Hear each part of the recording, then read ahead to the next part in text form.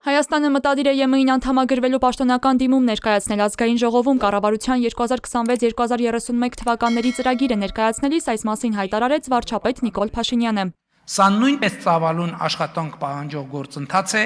եւ առաջիկայում մենք թերևս կսկսենք այս գործընթացը առավել եւս ԵԱՏՄ մեր գործընկերների հորդորներին ականջալուր լինելով։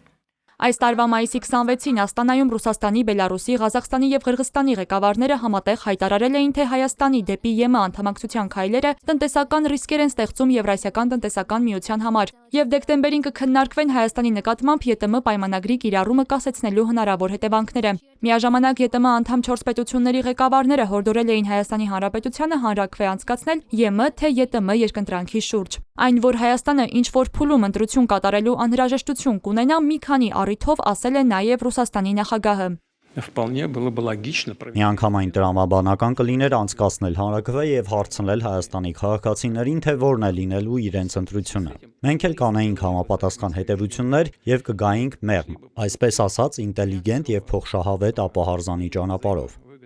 Փաշինյանը շատ անգամներ է նշել, որ հանրաքվե կլինի այն ժամանակ, երբ դրա օբյեկտիվ անհրաժեշտությունը լինի։ Այդ մասին խոսել է նաև Ղրղստանում անցկացված Եվրասիական միջկառավարական խորհրդի նիստի իր ելույթում, ապա լրագրողների հետ զրույցում ընդգծել, որ հանրաքվե կլինի այն բանից հետո, երբ Հայաստանը պաշտոնապես դիմի ԵՄ-ին անդամակցելու համար։ Նախ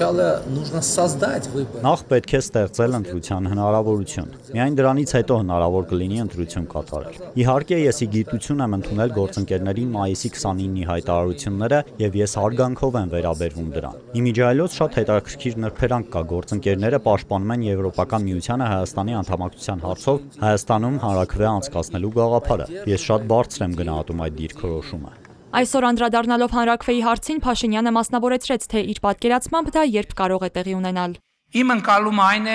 որ մենք հանրաքվե կանցկացնենք անդամագրվելու հարցով պաշտոնապես Եվրոպական միությանը դիմելուց, համապատասխան արձագանք ստանալուց եւ գործընթացի վերաբերյալ ճանապարհային քարտեզ ունենալուց հետո։ Ավելի վաղ վարչապետ Նիկոլ Փաշինյանը նշել էր, որ ԵՏՄ կանոնակարգերով անդամակցությունից հրաժարվելու որոշումը կարող է ընդունել միայն տվյալ պետությունը, թե դեկտեմբերին ինչ որոշում կկայացնեն ԵՏՄ անդամ մյուս երկրները եւ որքանով այն կազդի Հայաստանի հետագա արտաքին քաղաքական ընտրության վրա, պարզ կդառնա առաջիկա ամիսներին։ Միևնույն ժամանակ գործադիրի ղեկավարն այսօր հայտնեց, որ Հայաստանը մտադիր է 2029 թվականի ընթացքում հասնել ԵՄ-ի հետ վիզաների ազատականացման։